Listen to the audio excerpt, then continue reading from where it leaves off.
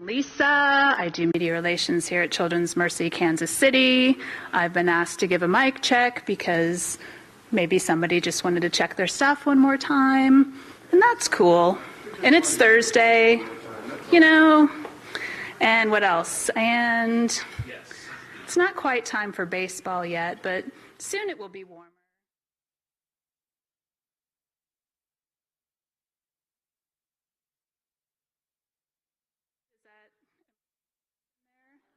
And I'm still talking about nothing in particular, just talking, probably being streamed somewhere, which would be weird.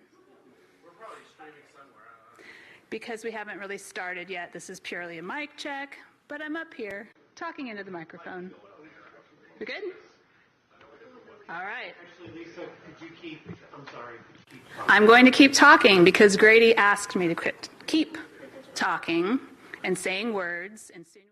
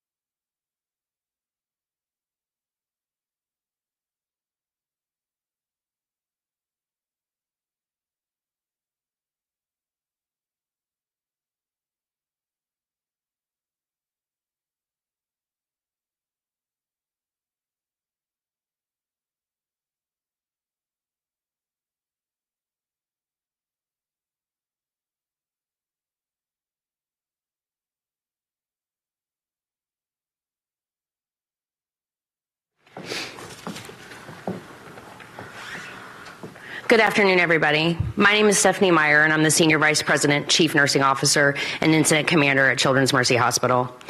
The events that happened yesterday at Union Station that we all witnessed and are now trying to process hit really close to home for every single one of us. The impact is not only on the entire community, but especially on our children. As I shared last night, we treated 12 patients, 11 of which were children ranging in ages from 6 to 15. 9 of those children were treated with gunshot wounds.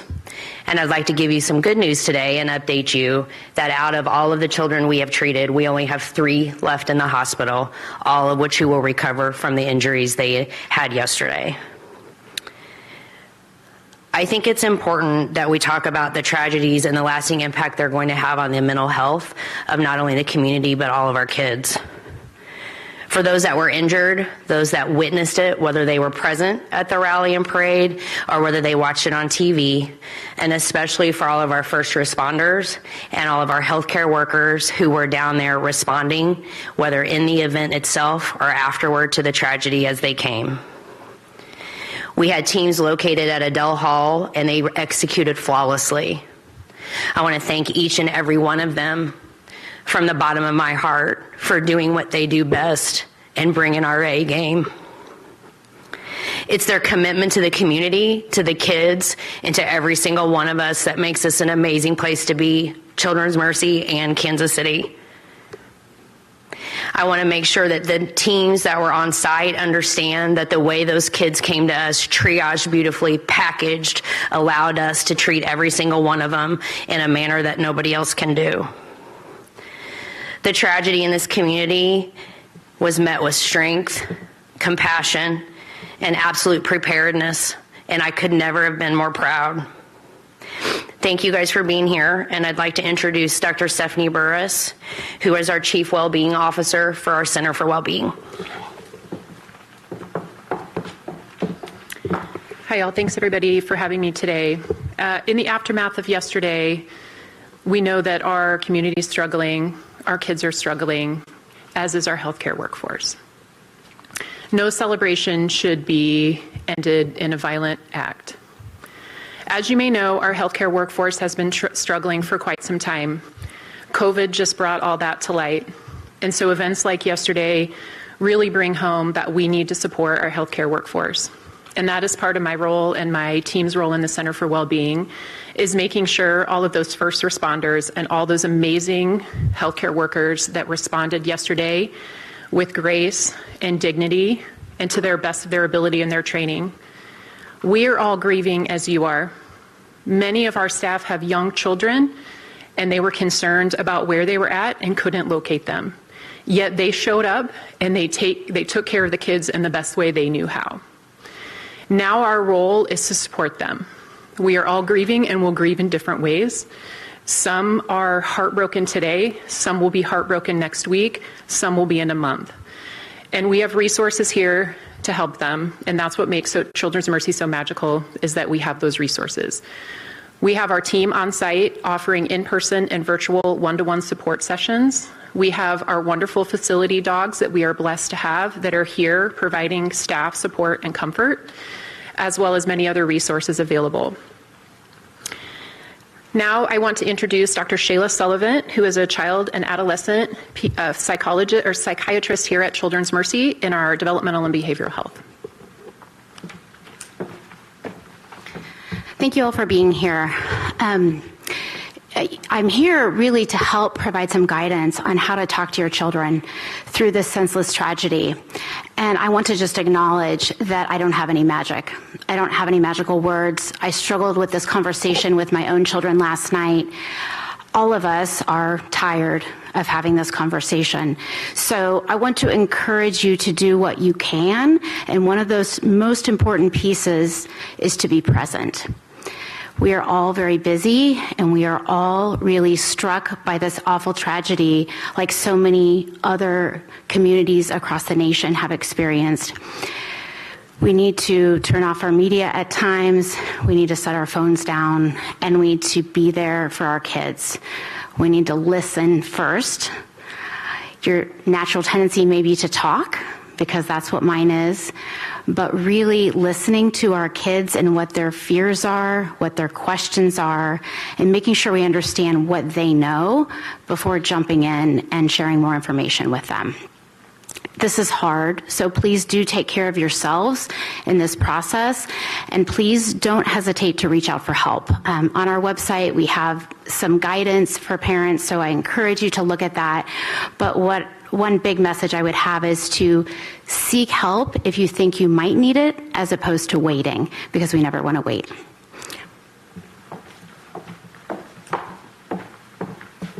All of the resources that we've talked about are available on our website for those of you who are watching, and are available for our team as well. I wanted to thank our entire community and all of you for the outpouring of love and support that we've received. It makes it one of the amazing reasons that we work here, and I could not be more thankful. So we're happy to take some questions if you have any. How extraordinary is it to have so many young patients, young gunshot victims coming all at once? I pause. Extraordinary. I'm not sure I would use the word, but I think the question is well placed. It's something we prepare for, honestly, all the time, whether that's through simulation, whether that's through training. And when we knew they were coming, we mobilize in a way that you think you're only going to have to practice for.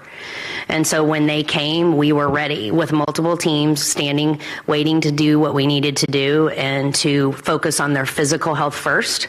And then, of course, that's just a first step. The next step is now the mental health pieces that will come after. Stephanie, can you help us clarify the extent of the injuries of some of the children? And then earlier today, Corey said the youngest was 8 years old. We're hearing 6. Is that a 6-year-old that was wounded by gunfire or just injured in the melee? So what I can tell you is just the 9 gunshot wounds. The other ones were what we would call incidental injury. And I would tell you that they were from ages 6 up. And the 6-year-old, I cannot comment on which injury they had. You mentioned the struggling workforce in the past. Can you speak to if that played a role at all in what happened? I know obviously you said that the teams were ready and they mobilized and they were active, but could it have been improved if there were more medical staff on hand, or can you just comment about the struggling workforce in general at your hospital? Sure, I'll have Steph comment on that and then I can add to that. Thank you. I don't think that our first responders and those that took care of any of the patients in the hospital could have done any better. As Stephanie said, we're armed and ready to go, and they did what needed to be done. When I say struggling, they're struggling just like you and unbelievably heartbroken that this happened in our backyard. And we all train for this. We're all prepared to take care of these children, but it doesn't negate the fact that it's still not normal for people to see many, many people wounded by gunshots. And so they are really struggling emotionally, not struggling showing up for the kids. They did their job to the fullest. Now we're here to support their mental and emotional well-being going forward. I think a lot of us were shocked when we heard that 9 children were shot yesterday, and probably feeling relieved today that so many children have been discharged. The 3 who are remaining, can you just describe maybe what additional challenges they may be having? I can just tell you that the 3 that are remaining, we expect a full recovery. I can't give any more detail than that out of respect for their families, but they are stabilized, they're doing well, and I think prayers and hope for them is exactly what they need. And Stephanie, one more, back to the mental health element of all this. The incident is over, but the lingering effects will be here for a while. We're hearing that a lot of kids called in out of school today. Do you expect to see that? What are the lingering effects that you're worried about? Yeah. So we're extremely worried. This is coming on the heels of a pandemic where rates of anxiety and depression doubled for young people. We have a mental health campaign that we've already been working on to expand our breadth so we can reach more kids. And now we have more kids that have experienced trauma. So yes, we're anticipating a huge increase in need in our community, and we're actively working on how to respond to it effectively. But it's a big task. Stephanie, since you're speaking for the families here, what can you tell us about what they've been telling you, what they've been feeling, seeing their kids in this situation that, frankly, no parent should ever have to see their children in? Right. The comments that we've received so far of thanks from them at this point, I want to go back to a comment I made last night and how they feel and how we responded. They're fearful. They're scared. And what they need from us in the community is support and reassurance that the first step that we can give them is back to physical health. And the next step that we'll offer is back to mental health. And how do we work to make that child and their family whole again? Stephanie, several Chiefs players mentioned that they wanted to reach out to some of the families. I'm just curious if that's happened yet. So the Chiefs players have been extremely supportive, as well as the Chiefs organization. They have reached out to us, and we're managing that accordingly. We want to make sure that we're focusing on our patients and our kids and families first, then our staff, and then we will have them help with that. Okay, thanks, everybody. Thank you, guys.